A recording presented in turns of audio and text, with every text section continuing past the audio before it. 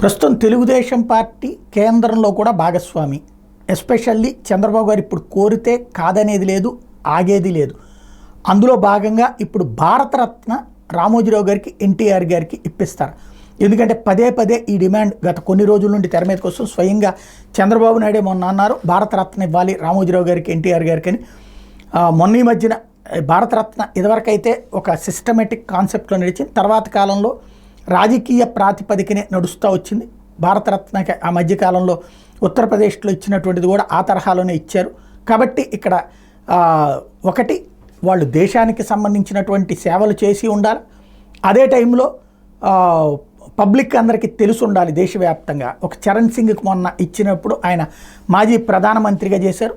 అయితే అదే సందర్భంలో ఉత్తరప్రదేశ్లో ఉన్నటువంటి ఈక్వేషన్స్ని బేస్ చేసుకున్నారు. ఇప్పుడు భారతరత్న అన్నటువంటిది ఎన్టీఆర్కి, మరొక వైపున రామోజీరావు గారికి ఇవ్వాలన్నటువంటి కాన్సెప్ట్ని ప్రధానంగా నిన్న కూడా వివిధ వర్గాలు కలిసి చేసినటువంటి నేపథ్యంలో మరి కేంద్ర ప్రభుత్వం నిర్ణయం తీసుకుంటుందా చూడాల్సి ఉంది.